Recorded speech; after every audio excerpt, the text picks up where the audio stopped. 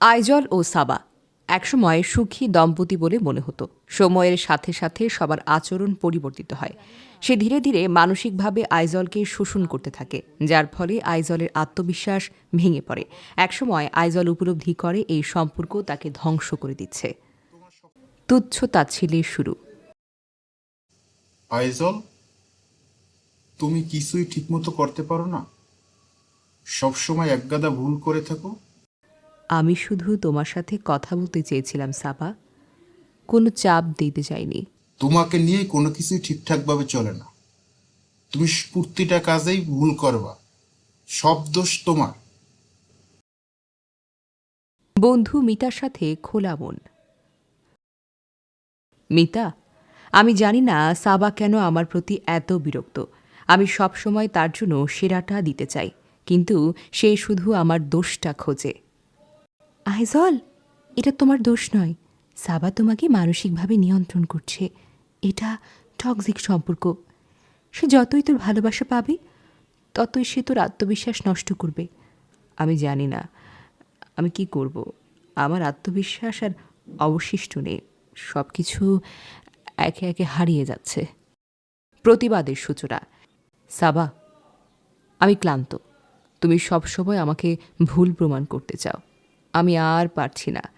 আমি জানি না আমি কি ভুল করেছি, কিন্তু আমি আর এই পরিস্থিতি সহ্য করতে পারছি না। আবার কি নাটক শুরু করছো? তোমার সমস্যাই তোমার সবচেয়ে বড় সমস্যা। কখনো তোমার কাজ, কখনো তোমার মনোভাব, কখনো তোমার আত্মবিশ্বাস, সব কিছুতেই তো তোমার একেবারে গন্ডগোল করছিস। তুমি কোনো কিছুই ঠিকঠাকভাবে করতে পারো না, বলতে পারো না, সব সময় আমাকে তুমি রাগাও। আমি তো শুধু একটু ভালোবাসা আর সম্মান চেয়েছিলাম, নিজেকে ফিরে পাওয়ার আকাঙ্ক্ষা। মিতা, যদি আমি এই সম্পর্কটা শেষ করি, আমি কিভাবে সামনে এগোবো? আইজল, তুমি তো নিজের জন্যই লড়ছ। তুমি কি জানো তুমি কত শক্তিশালী? এই সম্পর্ক তোমাকে কেবল নিচে নামিয়েছে। এখন সময় নিজের জীবনটাকে ফিরে পাওয়ার। হয়তো তুমি ঠিক বলছো। আমি এবার নিজের জন্য কিছু একটা করব।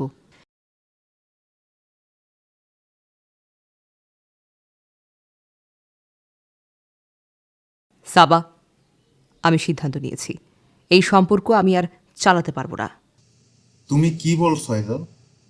তুমি কি সত্যি আমাকে ছেড়ে চলে যেতে চাও? হ্যাঁ সাবা, এবার আমি নিজেকে ভালোবাসতে চাই।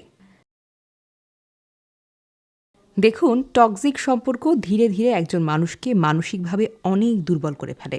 কখনো কখনো নিজের আত্মসম্মান এবং সুখ রক্ষার জন্য এমন সম্পর্ক থেকে বেরিয়ে আসাটাই হলো একমাত্র পথ।